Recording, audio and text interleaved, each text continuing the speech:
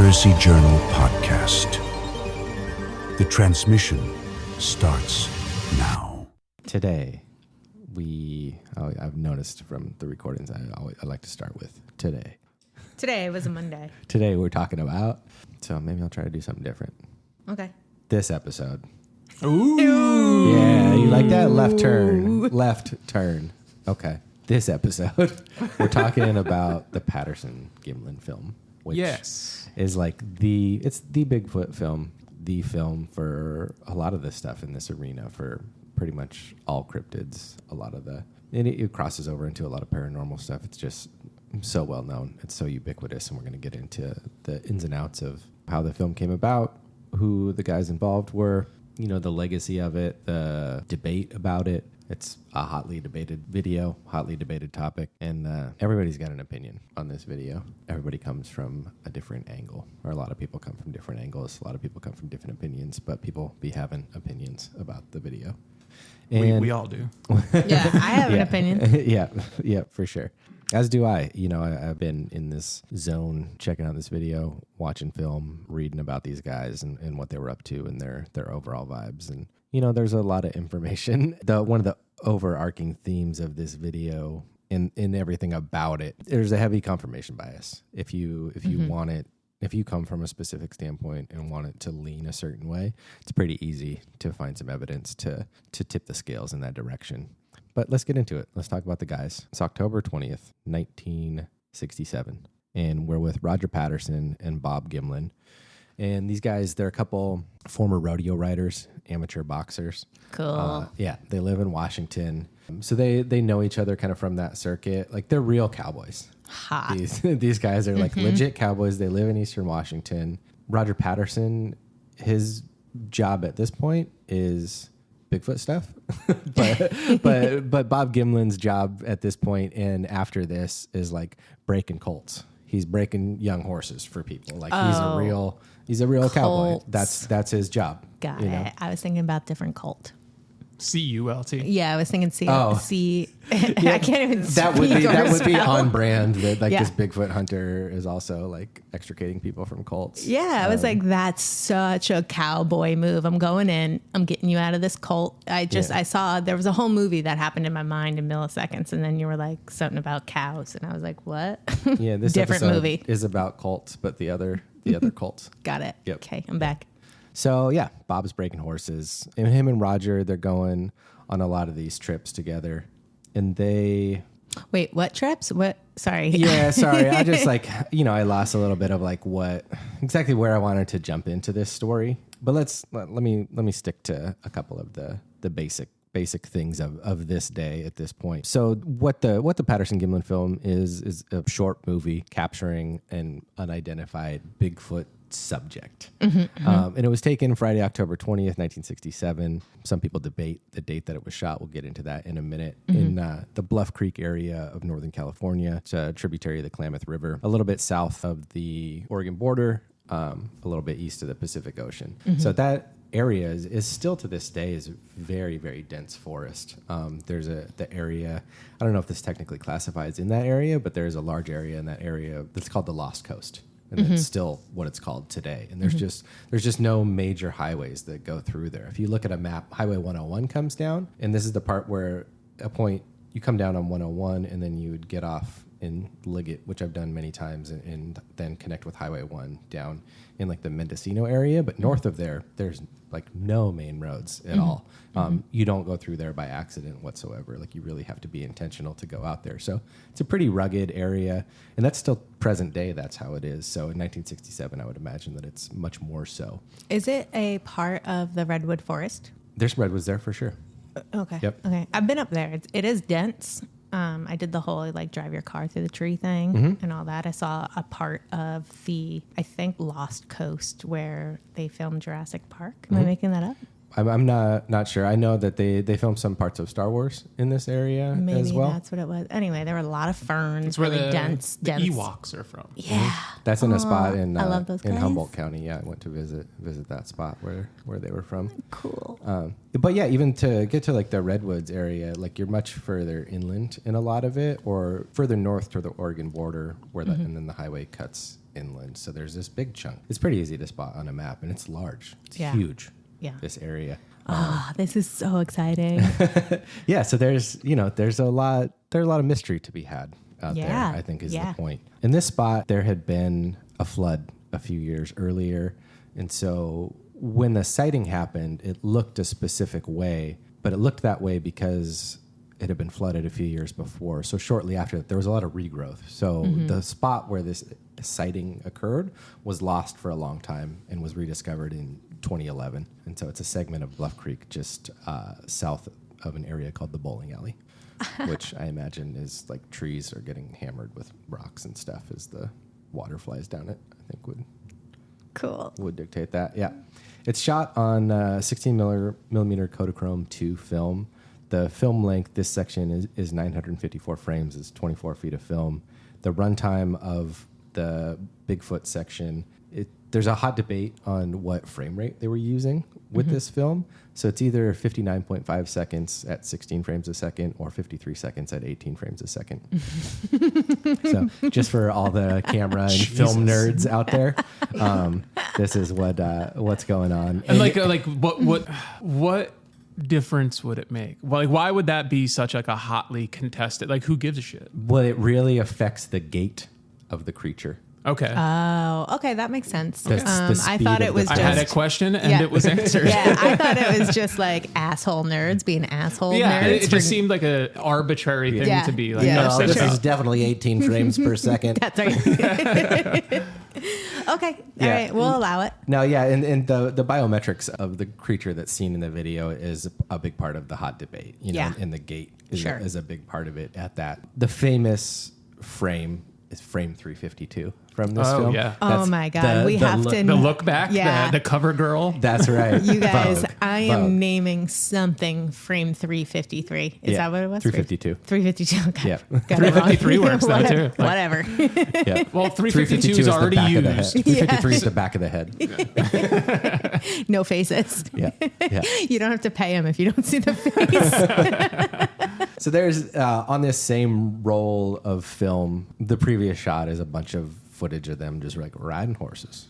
Just a couple of cowboys riding horses in the woods. A Marlboro commercial. It's absolutely a Marlboro commercial. Dude, imagine if they and used a damn good one. all of this footage in like a new Marlboro commercial. That would be sick. And so in the film, there's been a lot of analysis on this. So it's generally accepted that at the closest point, Patterson is 60 to 90 feet away from the creature. And when he first starts to film, he's 120 feet away, and the creature disappears at about 265 feet away from the camera.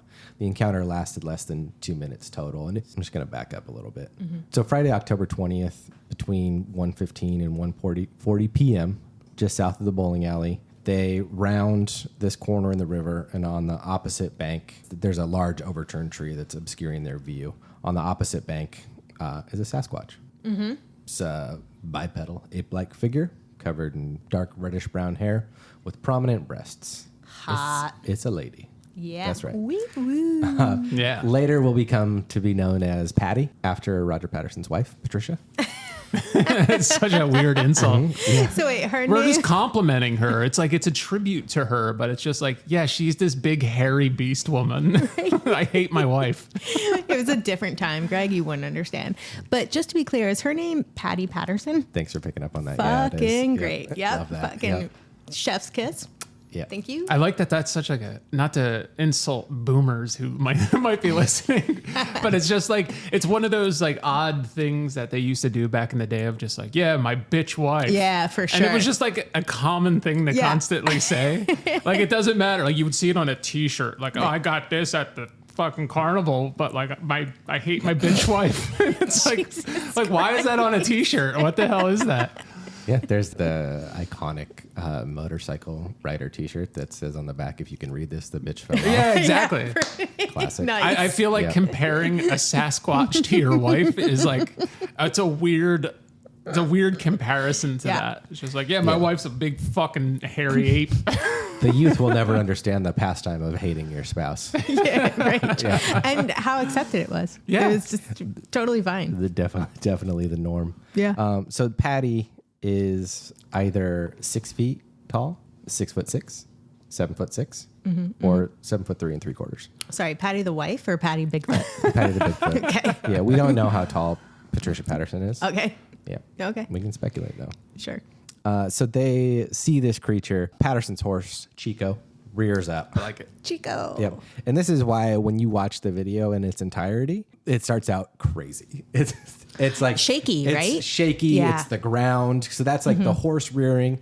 Patterson like trying to get off and not die from this horse rearing while getting the camera out. So it takes him about 20 seconds, he says, to extricate himself from that situation and to get the camera going. And then if you've ever been in the forest like that, especially after a flood, there's like debris everywhere. Like Sticks. You're not running through, like you're in like a minefield, you're stumbling, you're all over the place. So that's what the footage looks like, is him really stumbling and running. And it takes him a while to like steady the camera and get a shot, you know? And so when he starts this, he yells to Bob, he goes, "Cover me." And so Bob like gets it, you know, they're cowboys. So Bob gets his rifle out, you know. That's exactly what he meant. Shit. I was like, I thought he meant like from the horse that's freaking out. No, he means shoot Bigfoot. Shoot Patty. That said, when this expedition started, Bob Gimlin, he was a skeptic, and but Patterson made him agree. He was like, "We're not going to shoot it." He like a no shoot pact. Yeah. You know, but like all bets are off once you like see the thing. For sure. Yeah. And so he's like, "Cover me," and I don't think he doesn't want him to shoot it, but he's like, I'm running towards this thing. So he's running towards it in a serpentine pattern, you know, he's doing his thing. And so again, he gets about 60 to 90 feet away. He stabilizes the camera and, gets the shot that everybody knows of the creature walking away. I have to say, I'm sorry to cut you off, but I have to say that I have seen the footage before. And part of what I thought was like, this is bullshit, had to do with like the fact that it's perfectly still footage. And then all of a sudden it gets shaky and crazy. And that's so suspicious. And so you have answered so many of the questions that I have had for 20 years.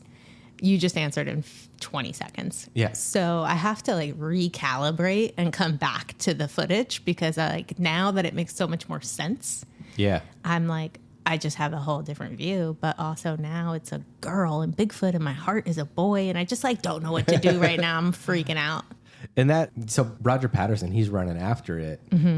Sorry. So Bob's got his rifle. He's covering us. We're going in for the shot, like the video shot. Exactly. Yeah. And so I love the look back frame is the frame. So that's when this happens. Roger Patterson, he gets the camera steadied and the look back happens. And I love like watching the video and in the original video, it's like old film. It's old footage. So it's not very clear, but in a lot of the enhanced stuff, you really get the idea that like Patty looks back and is just like, you really gonna keep following me? Yeah.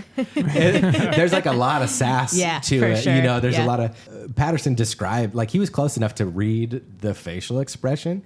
He described it as one of contempt and disgust. Nice. And like, so that really was the vibe. And like, it's just interesting, you know, anybody can speculate and have a theory. But, you know, if this Sasquatch is real, probably not the first time it's seen a human. Sure. And is definitely not afraid, wants to get away, but isn't afraid, but certainly like isn't going to have it if he keeps following. Yeah, it was very much of a fuck around and find out face. Absolutely. Yeah. Absolutely. Yeah. Yep. I definitely agree with that. And so Bob starts to track the horse. Roger's there with the camera. Bob starts to track on his horse, starts to track Patty into the woods. And Patterson tells him to come back because he doesn't have a weapon with him. He tells him to come back because he's worried that there might be a mate around. Of course, is what he says. Like, don't leave me back here by myself. So he calls him back, and then together they track the Bigfoot for a couple miles in the woods before they lose the trail.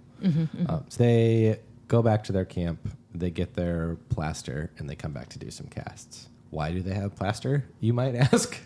Truly, I don't have plaster of Paris in my purse. Yeah. I mean, I have my ideas as to why, but yeah. And so we've got to go back a little bit to figure out why. And I mean, the main reason is they came out here looking for Bigfoot. That's why they're here. Roger Patterson, his interest in this sort of thing started with, he read an article in a magazine written by Ivan T. Sanderson, who's a British biologist and like one of the founding figures of cryptozoology. And that kind of initially piqued his interest in Bigfoot. And so he's traveling around. He's going to like where there's track sightings. You know, he lives in Washington, so there's some action up there, Right. some hot Bigfoot action. And in 1964, that's 3 years prior to this, he was down in this area. This is a hotbed for Bigfoot activity as well in the 60s. So he was down there. He saw tracks nearby at Laird Meadows. He sees this. This is kind of, one might say that this is the whole debate, that Roger Patterson sees these tracks and he's like, if I find undisputable evidence for Bigfoot, I will get rich and famous. Right. So like that's kind of accepted as part of his makeup. So that's what he's up to. He's like, if I can figure this out. So Bob's got a job breaking horses. Roger's trying to get rich, finding Bigfoot. And so, but like they're friends and this is fun. Like these trips are fun. Like let's get the horses in the trailer. Let's go down to the redwoods and bop around. Yeah, that sounds great. I'll go. It's grab like your plaster of Paris. Yeah. Let's go, Bob. I can imagine like it's kind of the vibe when I don't know if any of you've been hunting. It's like it's just thank you. it's the act of doing it that's fun, and like you're just out hanging out, and it's like it's fun to be out doing that. Right.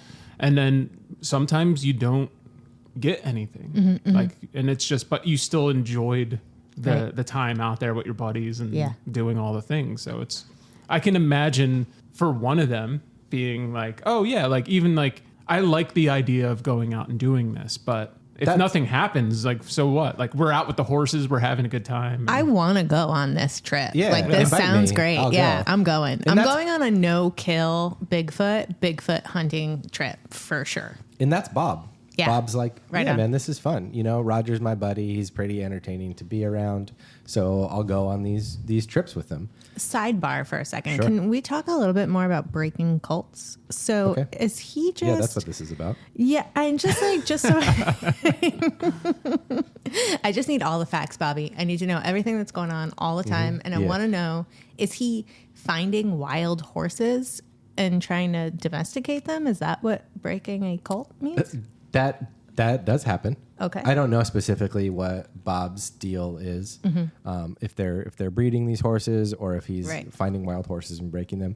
At that point in time in Washington, I would imagine that there were still wild horses around in the hills in that area.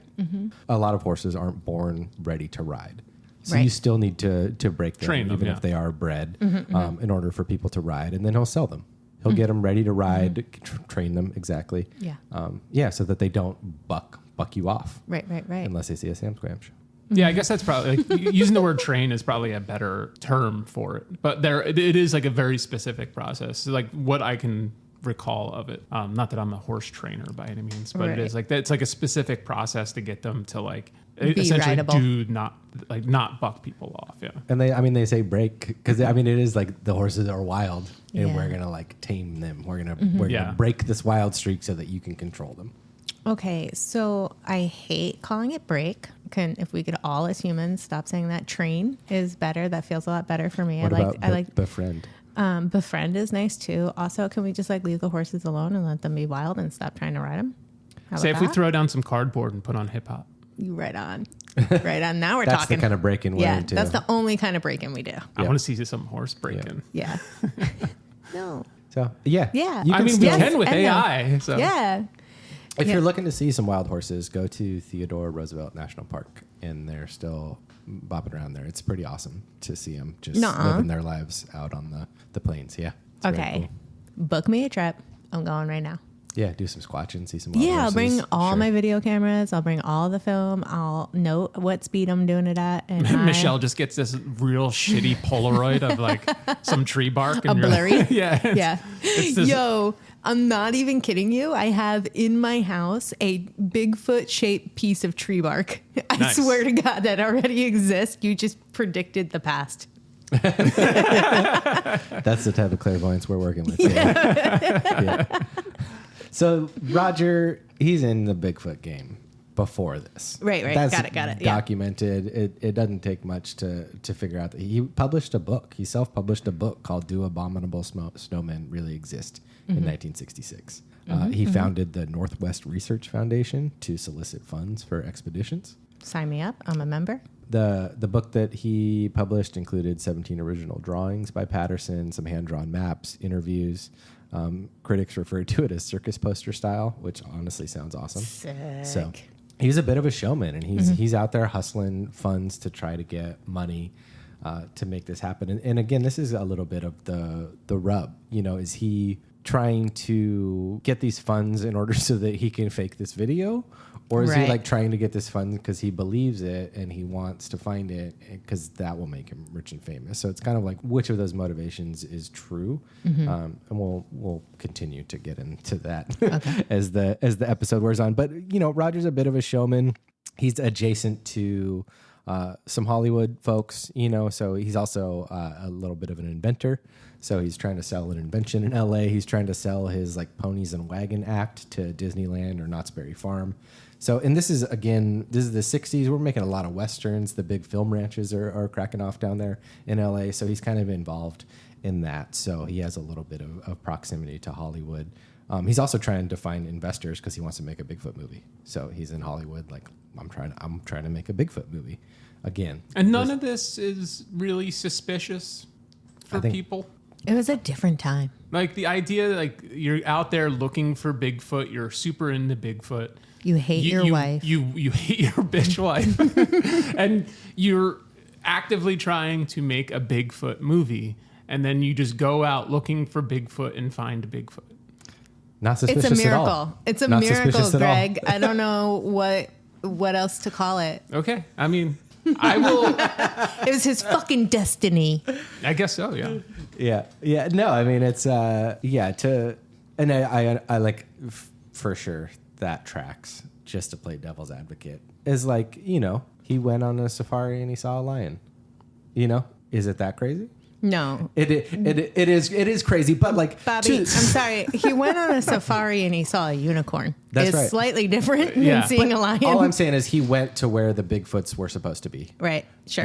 Sure. And so like he and Bob, that's another thing. He and Bob, when the story is recounted, this isn't necessarily a part of it. They were out there for almost a month before this. Whoa. They've been there for like a month looking for Bigfoot. Oh, I'm thinking about this like an afternoon miracle. No, it's not like it was very convenient that they were looking for a Bigfoot and saw a Bigfoot, but they were looking hard. It's almost like you should have just left that out of the story. Like, don't tell anybody you were out there looking for them. Oh, sure. Oh, yeah, for sure. I mean, I honestly, digging into this, it made it that much more interesting that he was like a known Bigfoot hunter. I didn't and was know like that. really trying hard and was like trying to get people to give him money to make a Bigfoot video. And so part of all of this is he actually it's not selling it. Like. No, and I'm not trying to sell it. I'm just telling you what happened. And he actually did get somebody.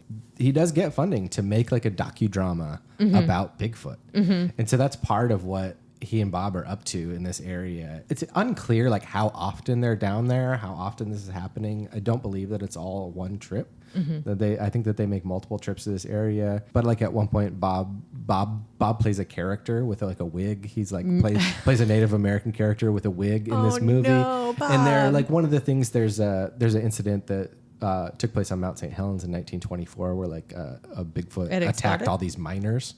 That was 1980. It attacked all these miners with rocks. So they're like doing these incidents with like interviews. It's pretty similar to like current style. We're doing some recreations. We're doing some recrees for some Bigfoot stuff.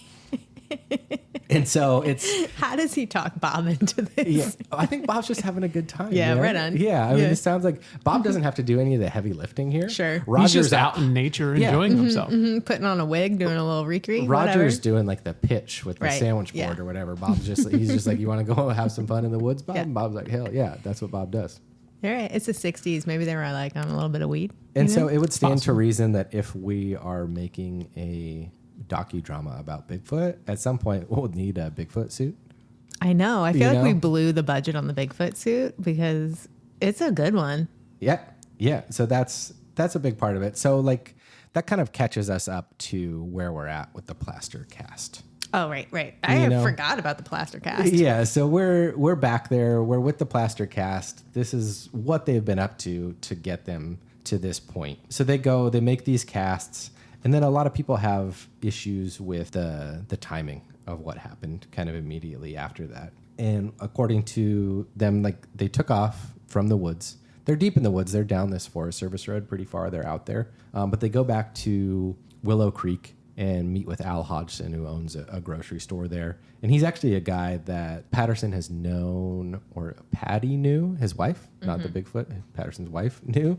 And so he tipped him off about the recent sightings in this area. Al Hodgson, the owner, did. So that's what kind of brought them down there at this specific time, was that there was some previous tracks sighted in this area. Do you think that we actually call her Patty because the Bigfoot, that we call the Patty that we call the Bigfoot Patty because it actually is Patty in the suit? That's a great theory. That's not, I've got a couple ideas of who might be in the suit if it was a suit, or people who claim that. None of them are Patty, but you might have cracked this thing. You know what? I think I just solved it. Because I'm going to say, like, you know, the suit that they brought with them to film the Bigfoot thing. And I mean, someone could have been wearing that suit. Occam's razor, Patty is Patty. Patty is Patty. That's, you know what I mean? Done. They don't have to lie. It's like, that's Patty. Yeah. Give me a lie detector. That's Patty. Yeah. The best lie contains a lot of truth. That's right. Yeah. That's right. I'm going to keep all my thoughts to myself from here on out. So they go out, they talk to the grocery store guy. Patterson tries to get him he gets him to call a local archaeologist, Donald Abbott. And he's like, let's get a dog out here. And Donald Abbott is like, no. So, but that, you know. That solves that? Yeah. Okay. But that is like a strike towards legitimacy for Roger, that he's like, let's get a tracking dog out here. We've got something to track. You know what I mean? He wants more eyes on the site, you know. A vote for, a weak one, but yeah. You know? Yeah. But this is in the pro column of his checklist here. And so again, this is 1967. We've got these like rolls of film. And so Patterson goes out there, he drives to Eureka and essentially overnights this film to Yakima. And so this is where a lot of people have issues. To develop this type of Kodachrome film, it takes a really specific equipment that only a certain number of labs in the U.S. had, and they weren't open over the weekends. And the film was like developed very quickly and was shown very quickly, like within a couple days. He shipped it to his brother-in-law, Al Diatley, another Al, couple Al's in the story, so don't get too bogged down.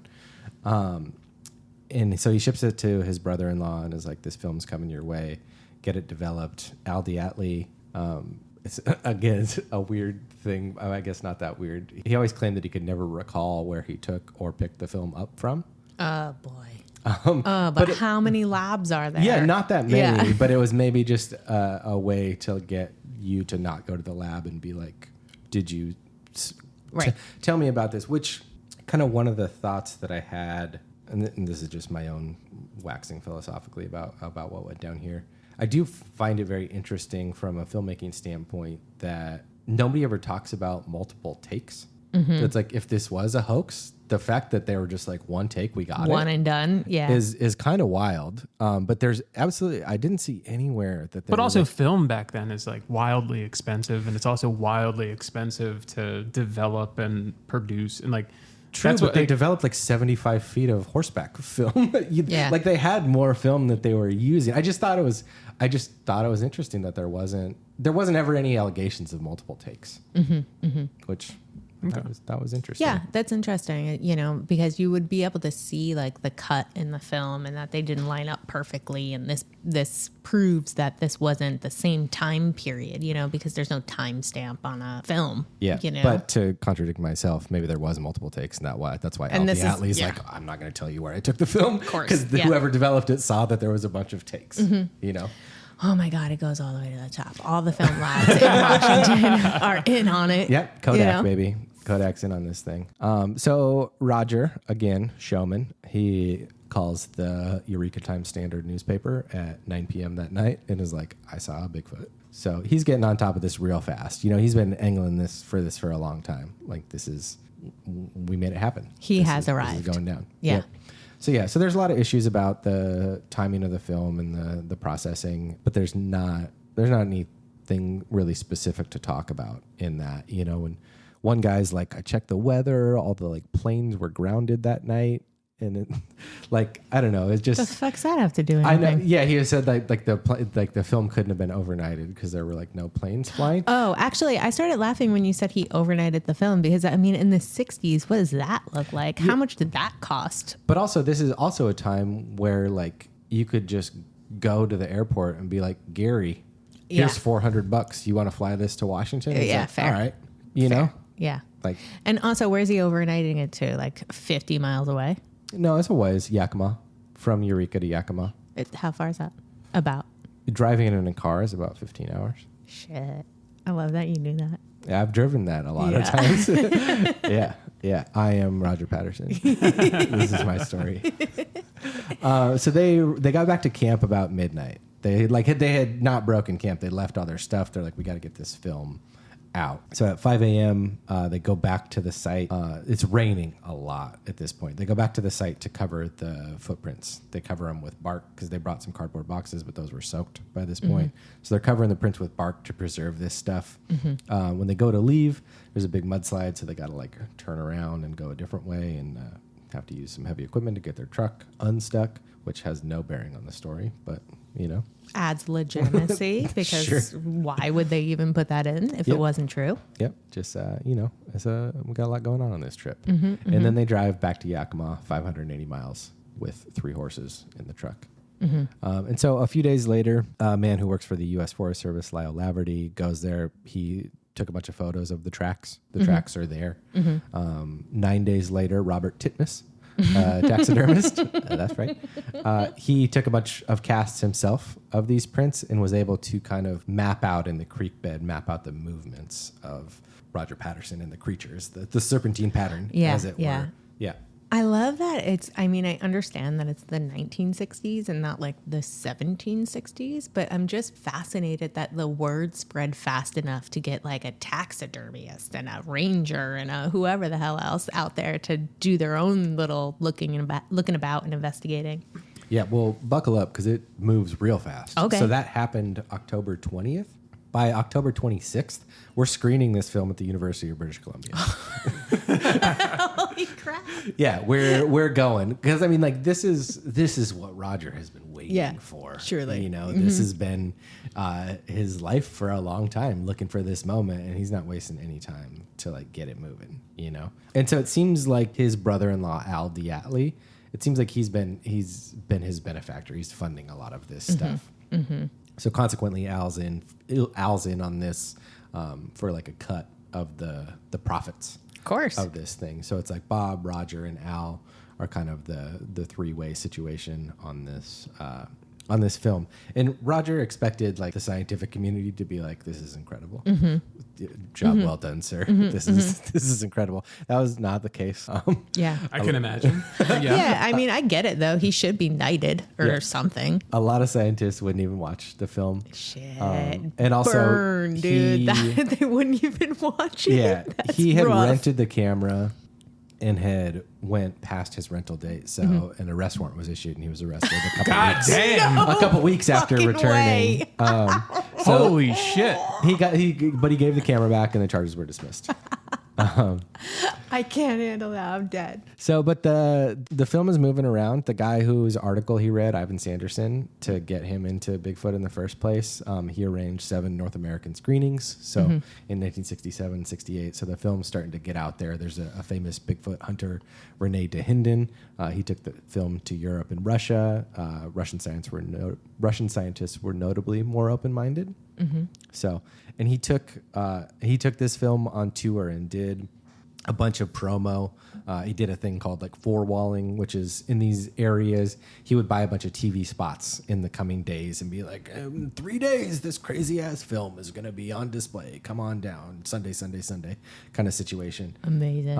And actually did pretty well financially touring it this way. His brother-in-law reportedly cleared $75,000 in profit. Fuck yeah. So that I was just thinking as you're saying the like Sunday. I was like, Al is getting his money back. Yep. So there's some money being made from this thing at this point. In Patterson, he keeps on his media blitz. He's on the Tonight Show with Johnny Carson. He's on Merv Griffin. He's doing the thing. He's getting it wherever he can get it. He's also a shyster. Yeah. So he's selling the distribution rights to multiple people at the same time. He's not giving Bob Gimlin his cut of the money. Oh, Bob. And Bob eventually sues. I believe that Roger, I think he died in 1972. So not long after. Yeah. Do you think he just got like addicted to drugs and Bigfoot? I think it was cancer. He got addicted to cancer. Fuck, dude, so addictive. Yeah. Yeah. I know I shouldn't be laughing at that. It's just that exchange is like, no, cancer. So Bob Sorry, dude. Bob sues Patterson's widow. Patty? Patty. No shit. Because she's got his She's stake Bigfoot, of this. yeah. He sues her and Al Diatley, the brother-in-law. They're married. Wait, what? Patterson's brother-in-law is married to Patterson's sister. That's how he became his brother-in-law. Okay. The benefactor, Al. Yeah. No, I thought Patty married Al after he died. I thought that's what you were trying to tell me. No. No, okay. No, they're brother and sister, Yeah. I believe. Okay. So yeah, Bob, he sued them because he never got his 1/3 of the profits. Of course. He won his case. Yeah, in as he court. should. They were like, that tracks. After his death, there was a lot of unpaid loans and creditors that Roger owed money to, and several associates who said they were never repaid for Bigfoot-related ventures. Yeah. Fuck, dude. And there's like a whole book written by a guy named Greg Long about this being a sham and a hoax and how it went down. The ins and outs of that it gets pretty deep. A lot of people got a lot to say, a lot of different things. Roger died, but before his death, he remained an active Bigfoot hunter. Even like close to when he died, he sent an expedition to Thailand because he got a letter from an airman that was stationed there that was like, they're holding Bigfoot in this monastery. Oh, you need to come get him. And so he's spending his own money to go find this Bigfoot to see this thing happen. He sends a guy over there. They can't find anything, or like they're like, I think this airman is mentally unstable. Bummer. And he's like, I'll go myself. And then it turns out that airman was mentally unstable, and Bigfoot was not, in fact, in this monastery. Double bummer. Oh, here we go. He died of Hodgkin's lymphoma in 1972. Yeah. Get you every time. Yep. Bummer. And one of his deathbed sentiments was, I should have shot it. You know, there's also a later quote from Bob Gimlin expressing a similar thing, which I thought was interesting. Roger made some money. Bob made a little bit of money. He's kind of made a career in his later years. He also seems like a really sweet old man, Bob Gimlin, when you watch interviews with him. He's a sweet old cowboy who likes Bigfoot now, and he goes to conventions and does that stuff. Cool. Is he still alive? He is. Oh, dude. He's still alive. But I did find it interesting that both of them were like, yeah, I should have shot it. Yeah. Yeah. That sucks. They've taken a lot of shit. Yeah, exactly. They've taken a lot of shit. Yeah, exactly. Over the years, and so. Well, I mean, it's expected. Like, there's so many people throughout history where they're just con men, and it's like when it comes to like, I don't know, freaks, like sideshow carnival stuff. It's just like, oh yeah, we just like sewed this like monkey to a piece of a fish and like let it dry out, and we're like, oh, look at this like crazy thing that we have. So like, there's so much of that. Like through history that like anyone that's just going to be like, oh, like we found this Sasquatch and we shot some video of it. Like 100%, there's going to be a handful of people that are just like, oh yeah, that looks legit. I can't believe it. That's amazing. And then like 95% of everybody's like, you fucking faked this. Yeah. Like, And the crazy thing is that 5%, there's a whole industry yeah. built off of that. And like this film, The fact we're talking about it right now. I'm a 5%er, dude. So many years later, and this film, it spawned a documentary boom. It's the anchor piece of footage for like almost every piece of Bigfoot content out there. It's become debunking this film has become like a cottage industry in itself. You know, it's so crazy too because obviously this was his dream, and that iconic image of Bigfoot that all of us see in our minds when we hear the word Bigfoot is his image You Yeah. know, like, so That's, regardless that of frame if of footage, too. exactly, Like, regardless of 352. whether that's right, Yep. regardless of whether that is real or not, he still like made it, but he'll never be recognized. Like, I don't know his name, you know? That frame of film is now part of the Unicode standard, and it is an emoji. That like the look back, you know, is part of that. That's how much this thing has taken on a life of its own and what it's become over these years. And the film itself is public domain. It was never copyrighted. So that's part of why you see it replicated so much everywhere. There was a lot of like infighting and legal settlements about who Roger sold the rights to and who ended up with. And it seems like it landed with the Bigfoot hunter Renee DeHinden has 51% of the footage, video rights, and film rights, and Patty Patterson, still love that name. Yeah, it's the best. Has like the TV rights and some other rights, and Bob seemed to not get much out of that. But you know, he also didn't seem to need too much. He's a simple man. That's know? right. Yeah, just out there breaking colts. He's out there for the Bob. love of the game. He was out there for the love of the game. Absolutely. The reel itself, it was lost. Quite some time ago. It was last confirmed seen in 1980. So everything that we're seeing is like a copy of a copy of a copy. Like the 9 Inch Nails song. Exactly. Exactly. And so that does affect like the forensic analysis of the film. There's a second reel that was shown in that initial screening at the University of British Columbia of them like taking the casts and doing that stuff, and that disappeared. Of course. I also thought that was interesting. That was like, because it seems like Al Diatley had that or had this stuff. I wondered if there was like a little like something in that film that like maybe tipped off something, you know? What are you alluding to? Maybe they're like a glove, you know, or a continuity error or something like that. You know what I mean? Yeah, sure, That's sure, like sure. there's a reason that this film, this section of film, which would be profitable, Yeah, of course. disappeared and was never seen again. Of course, yeah. You know, I Yeah, thought yeah. that was interesting. Back when you could truly disappear something, Yep. you know? So there's a hot, for people that are into that, there's the hot frame rate debate, you know, and people are looking into the camera that they used, the Cine Kodak K100. It has all these variable frame rates, but no click stops on it. So Roger's like, I'm not sure what frame rate it was in or that it could get bumped or moved. There's also people that say that camera was calibrated to run at 18 frames per second, even when it was set to 16. And people who own these old cameras have tested that, and that seems to be true. But again, just another point for people to speculate. Right. Going back to that, I'm curious if like people want to argue over the frame rate of the film. Like, what would be so much of a change, or like what would be the difference between the two frame rates? And I understand, like you mentioned earlier, the gate, but what would that change? Like, like in terms of like how fast it's walking, okay, or like how wide its actual gate is and stuff. I understand like how like that would change everything, but you're still staring at this giant Bigfoot thing walking. So like if it walks like a frame faster or slower, so like what changes that in the real world that has to be argued over?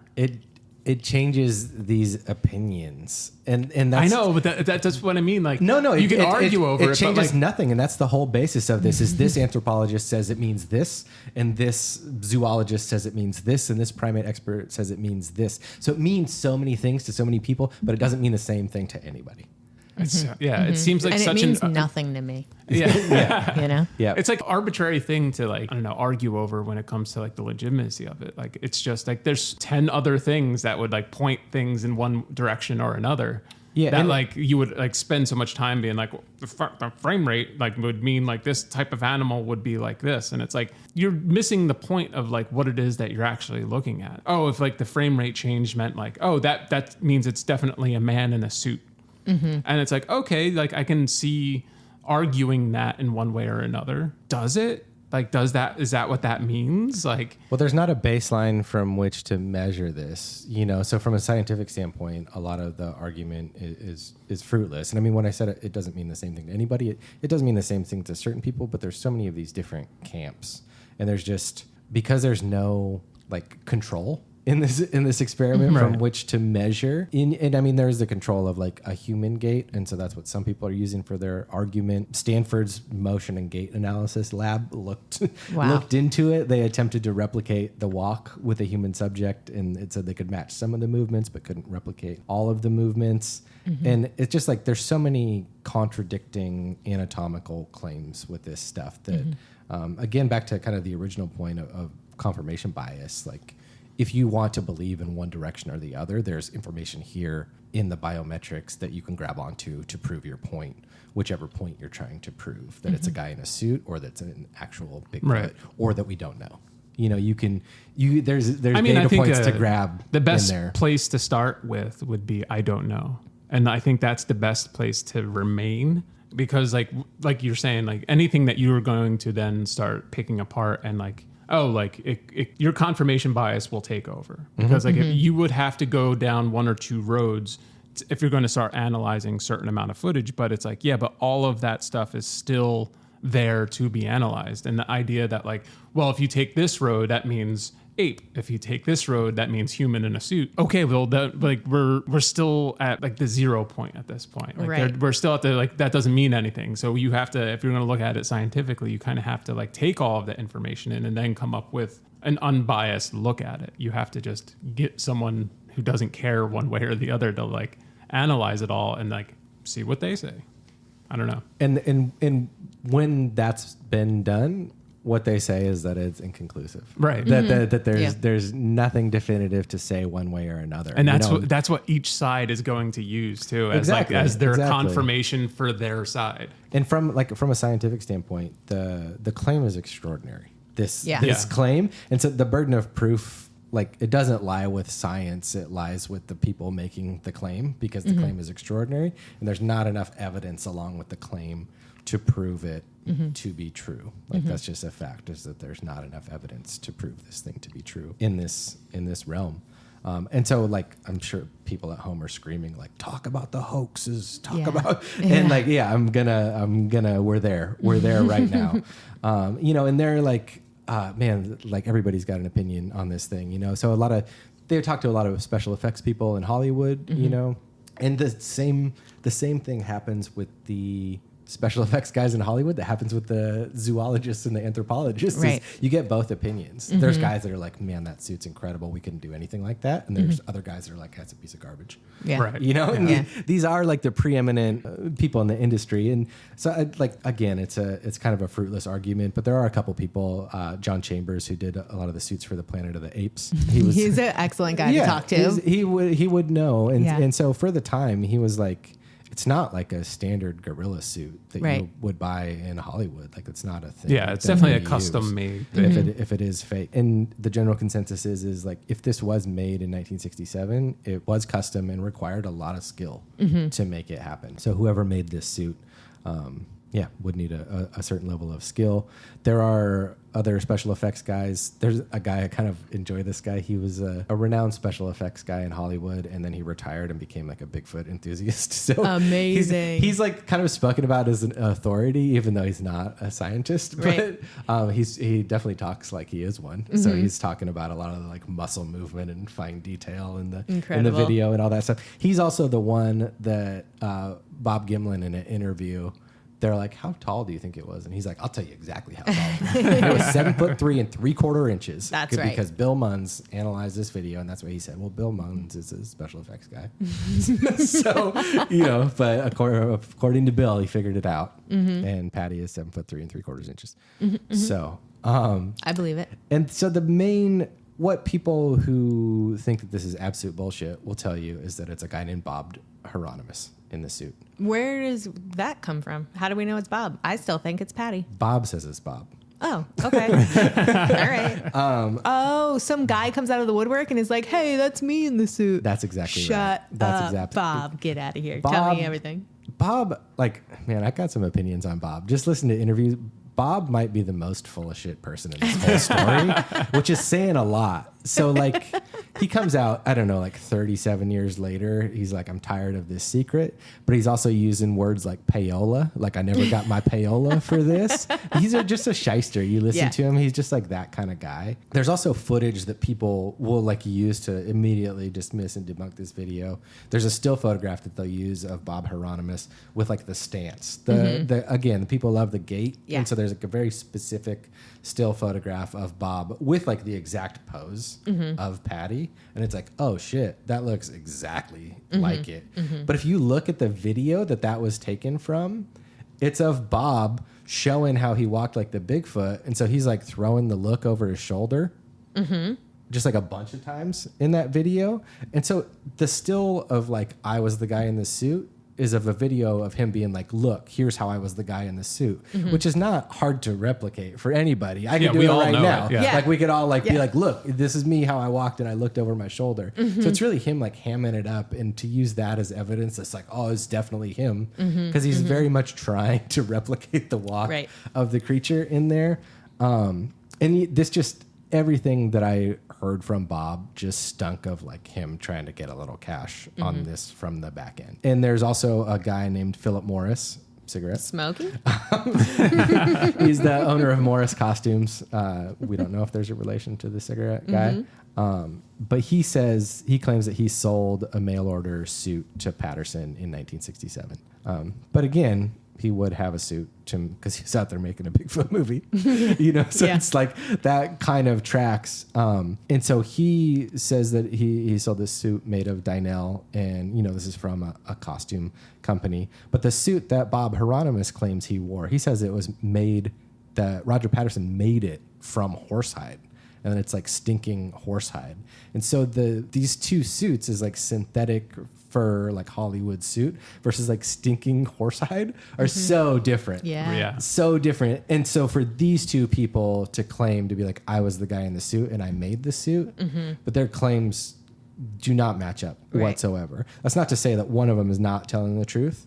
I think Bob's a shyster, but again, it's full of shysters. Shyster City is this thing. So I like that this footage could possibly be considered the first like found footage movie. Like we all tend to point towards like the Blair Witch Project as like that style of movie being shot. Right. Where it's like, oh, he went out to shoot a Bigfoot movie, but this was the Bigfoot movie that he shot. Right. And it's just like, it's such a genius move. Yeah. Like, absolutely. And there's just a lot of skeptics about skeptics that are like, Bob or Roger couldn't have faked this. Right. Like he lacked the like technical know-how to like make a suit. Like whether you think the suit is like perfect or not, like it looks better than what this cowboy would put together from stinking horsehide.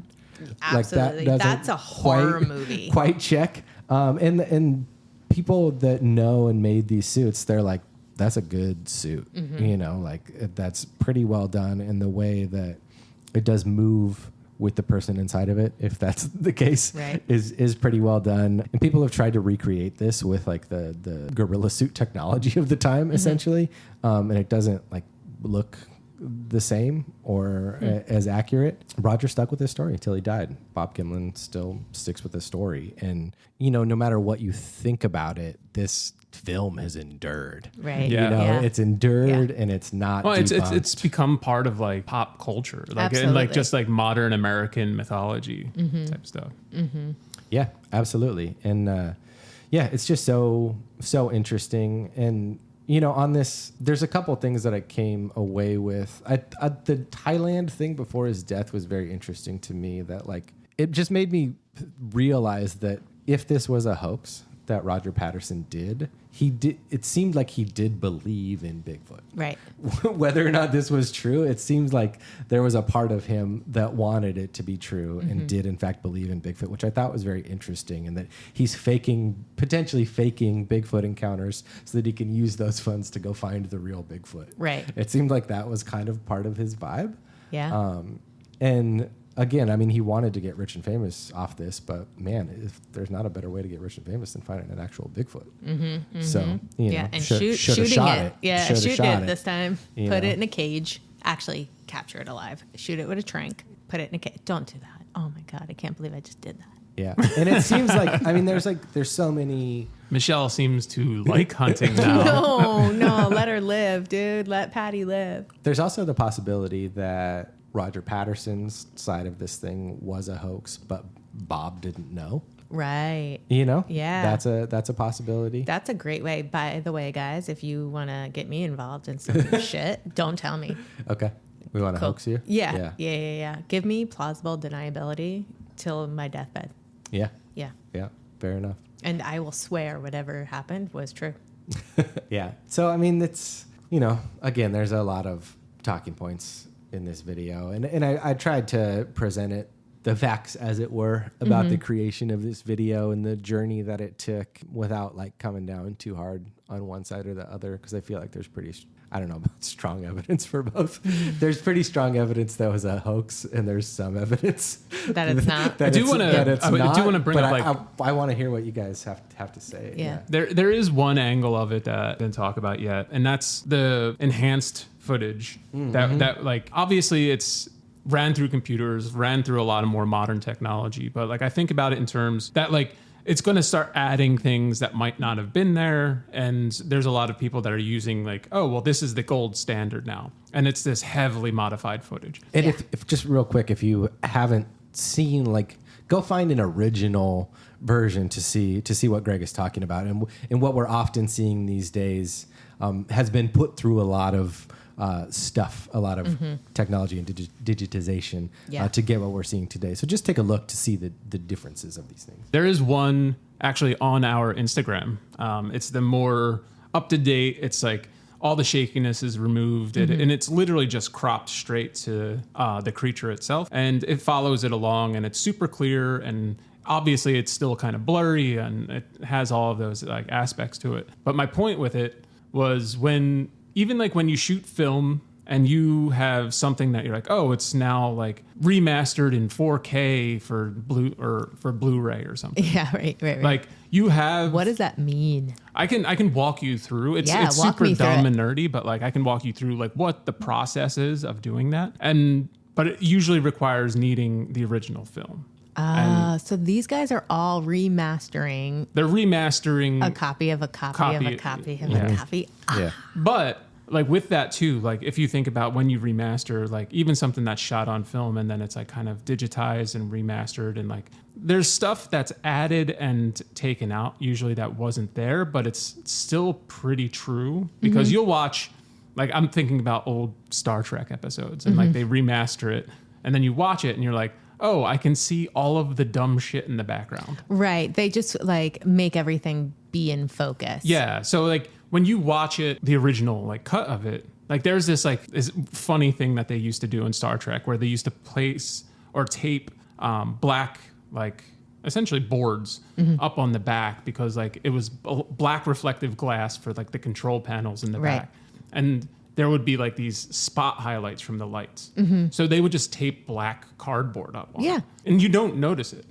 People used to and like kind of point it out a little bit, but like if you're just watching it, you don't know. Right. If you watched like a remastered 4K of it, you're like, there's just black boards Oh no. all over the back. Yeah. And like you definitely see it now. Right. So if you're going to use that type of idea and look at new remastered versions of the Bigfoot footage, yes, there are going to be things that are getting added to it. But it's also kind of sharpening up what was already there. So there is like a balance that you have to adjust for. And isn't there, like, just again to be devil's advocate, like when you're editing, you do have an idea of which direction you want to take it in. Right. As you're remastering Yeah. or coloring or that, you have an idea of the direction that you want to take it in. And so, I don't know.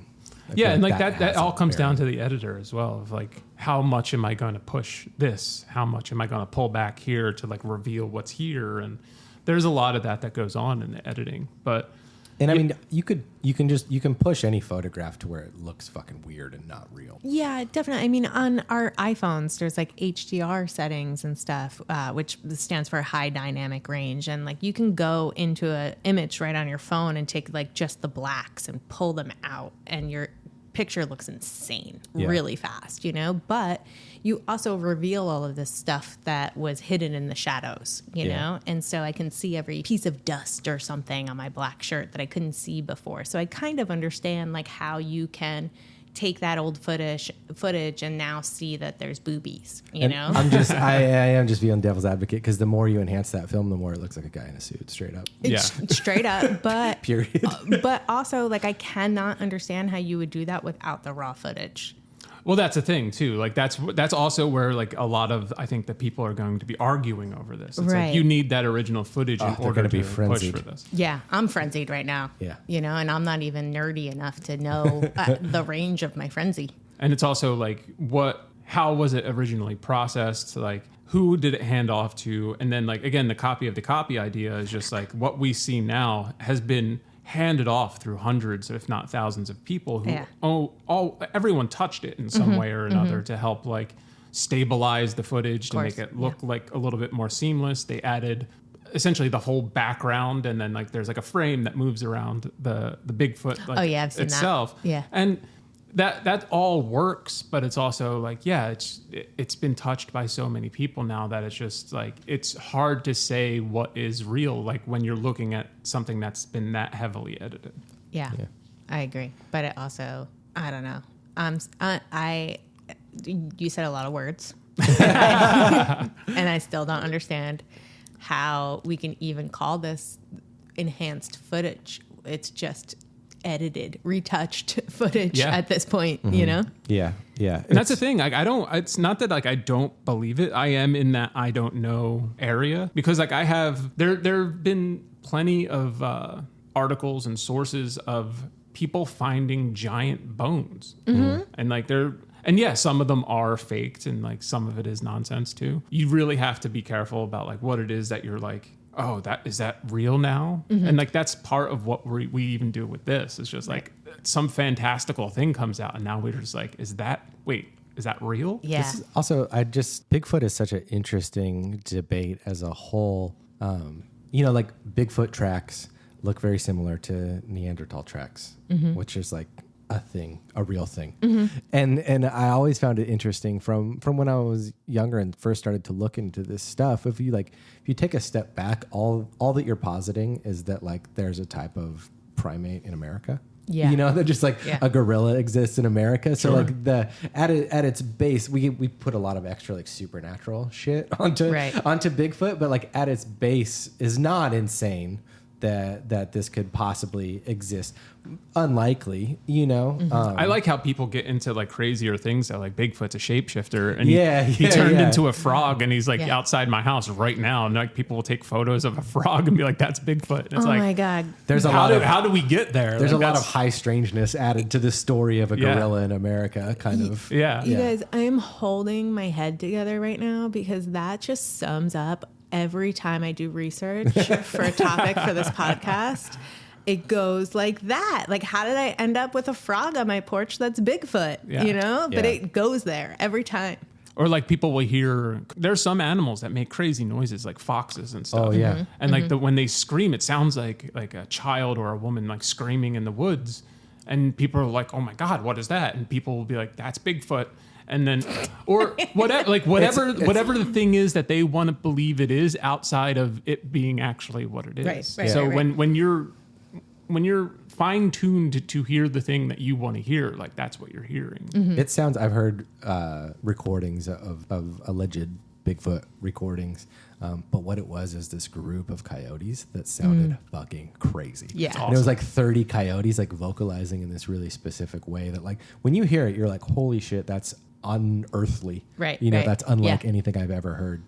But then you hear other recordings of coyotes doing that thing, and it is crazy. So yeah, there's a lot of those. And those sounds, we like you can cut this out depending on how. definitely gonna cut it out. Yeah. Cut everything I say. Going back to what I was talking about during Sonic Weapons, where it's just like you're primed to hear something, and then you hear the thing, Yeah. and then you're Yeah. just like, that's what it is. Absolutely. Yeah, So, for Absolutely. sure. and I think a lot of that happens with some of this. Like if you're like out Bigfoot hunting and you hear like, Squatching. if you're out squatching and you hear like a branch fall, you're immediately Bigfoot. like, that was Bigfoot knocking on the trees, because that's also like something tree that, knocks. yeah, like that. Like, and it's like, are you sure? Like you're dying on this hill that like the branch that just fell down is Bigfoot. Like it's tough sometimes to actually like, I know we all want this to be real. And like, again, I'm in the I don't know phase. I'm agnostic here because there's not enough evidence one way or the other. Although I do tend to fall more on the side of weird giants existing. So. Yeah, there's certain, like, I like to entertain all these possibilities, and one thing that I've always looked at is just like look at a map of Canada.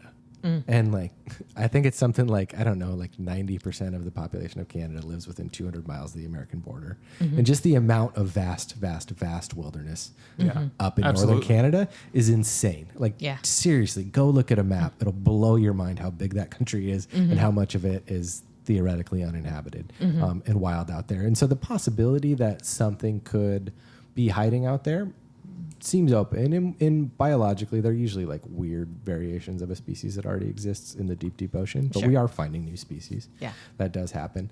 I also thought that, species that have gone extinct, like a Neanderthal, that we know like was real, like there had to be one left at some point. That's you. And that we have these Bigfoot sightings seem to endure and keep going and happening.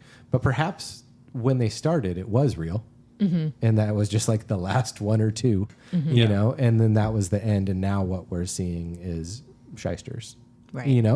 There may have been some sort of overlap with something at that point. And we do know that like humans interacted and interbred with Neanderthals. So there's also a lot of historical Bigfoot stories from long ago that have endured.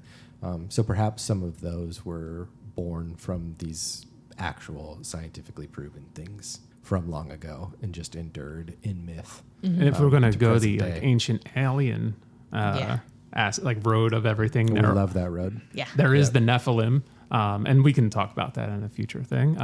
But the Nephilim were like the historical giants of the ancient world, who like obviously like came from another world or interdimensionally, and like used us and bred us to Dulce tunnels. Yeah, to actually like mine gold for them and like be essentially, we are a slave race to the Nephilim. But they were known, and if you look through like ancient records and through hieroglyphics, there are always these mentions and pictures of these giants. And we're serving them. And then then they all left, and like there were great cataclysms. So who's to say like what came before, and if a species like this didn't exist, or if they had the technology to then leave, or they all just died off. And when people do find these giant bones, and it's just like, you have to start thinking about those stories as well, because it's cross-cultural. It's not just like ancient Egypt. It's like in South America and like what we consider now of like Asia. They're everywhere. Those stories exist in all of those realms as well. So it's like, we like to think of it as mythology and like that never existed. Just because we don't see it now doesn't mean it didn't. But our history only goes back so far. But the more we look and more we dig, we start finding things that are much older. Yeah. And we have to start considering these older stories, even going back to like old like Native American myths and stories. Like they sure passed things down verbally. They didn't write anything down, but they had to explain what things were in a story format in order for the message and for that knowledge to be passed down. So when you hear stories of like, I don't know, dragons in the sky or like fire blasting, like who knows what they're talking about when they say these things. But the more we think about it and the more we can like use our brains to start attaching what we could possibly grasp, like, if you're again going back to the UFO thing, like we see UFOs in ancient like Renaissance paintings, but is that just them trying to explain a message as to like what this is, or is that like a literal? There's a guy in a star and he's shooting across the sky. That's way more fun. Yeah, I think it's literal. Yeah, so it's like we all like to have our ideas and like our thoughts as to what all these things actually mean, but yeah, it's fascinating.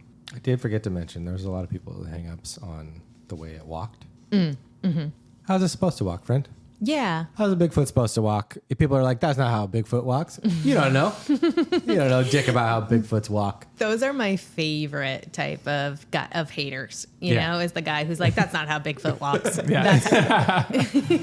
Yeah. So Everyone's an expert. that said, if you've seen a Bigfoot, give us a call at the Strange Exchange, 929-445-3705. Thanks for coming. Thanks for listening. Yeah. Or if you have footage you want to talk about. Call up and describe the footage to us over the phone. That's right. That's right. That's what I want.